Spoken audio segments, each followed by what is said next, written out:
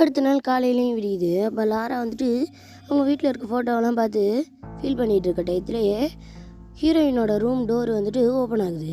உள்ளே போய் பார்க்குறப்ப அந்த புருஷங்காரனோட பேண்ட் கிடக்கும். செம்ம டென்ஷன் ஆகிடுறா அவளும். அதே டயத்தில் ஹீரோயினும் அந்த ரூம்குள்ளே வந்துடுறா.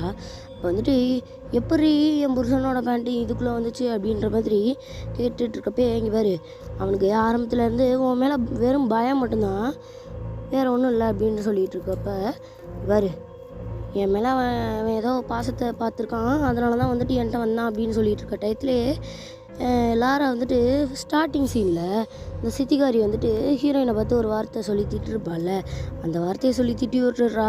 செம்ம கோபமான நம்ம ஹீரோயினும் அந்த லாராவை பிடிச்சி சலுப்புன்னு கன்னத்துலேயே அடித்து விட்டுடுறா.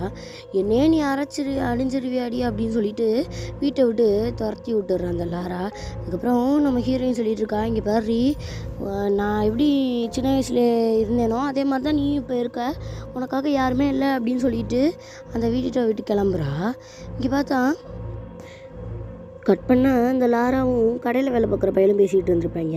அந்த லாரா போனதுக்கப்புறம் நம்ம ஹீரோயின் வந்துட்டு, இங்கே பாருடா, என்னை பற்றி எதுவும் ரகசியத்தை லாராட்ட சொன்னியா அப்படின்னு கேட்குறப்ப அவனும் இல்லை அப்படின்னு சொன்னோன்னா இவனும் அந்த பயம் இருக்கணும் அப்படின்னு சொல்லிட்டு அந்த பையலுக்கு கொஞ்சோண்டு காசு கொடுக்குறா. அதை இங்கே பாரு, இந்த பாவப்பட்ட காசுலாம் எனக்கு வேணாம், உன் கூட இதுவரை இருந்தேன், இதுக்கப்புறம் நான் உன் கூட இருக்க விரும்பலை, அந்த பாவத்தில் நானும் இருக்க விரும்பலை அப்படின்னு சொல்லிட்டு கடைக்குள்ளே போயிட்டு டோரை சாத்திக்கிறான். இங்கே பார்த்தா இவனை கொண்டுடலாம் அப்படின்னு சொல்லிட்டு முடிவு பண்ணி அந்த ஆட்டுத்தோலில் அந்த பயலோட பேரை எழுதி அந்த சித்திகாரியோட காலில் வச்சு விட்டுடுறா.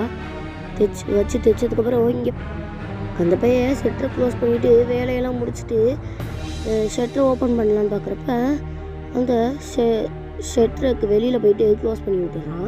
அதுக்கப்புறம் பார்த்தா அது க்ளோஸ் ஆக மாட்டேங்குது. சரி, லாக் பண்ணாமல் விட்டுருப்போம் போல அப்படின்னு சொல்லிட்டு மறுபடியும் க்ளோஸ் பண்ணுறான். அது அப்போவும் ஓப்பன் ஆகிக்குது.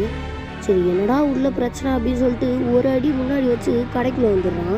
டக்குன்னு பின்னாடி இருக்க ஷட்டரு க்ளோஸ் ஆகிடுது. எனக்கு என்னடா பண்ணுறதுன்னு தெரியாமல் முழிச்சிட்டு இருக்கிறான். ஏய், யாரா விளையாடுறது, இந்த விளையாட்டுக்கெல்லாம் நான் பயப்பட மாட்டேன்டா அப்படின்னு சொல்லிட்டு அவன் அப்படியே நின்றுட்டுருக்குறான். அதுக்கப்புறம் கடையில் இருக்க கொஞ்சம் வேலையும் பார்த்துக்கிட்டு இருக்கிறான். இங்கே பார்த்தா டக்குன்னு அந்த சித்திகாரியோட பேய் வந்துட்டு இவனை பயங்கரமாக பயமுறுத்தி விட்டுருது. இவனும் அப்படியே சுருண்டி கீழே விழுந்தோடனே அந்த அட்டையெல்லாம் இவன் உடம்புல ஏறி கன்னத்தெல்லாம் கிழிச்சிக்கிட்டு இருக்கு.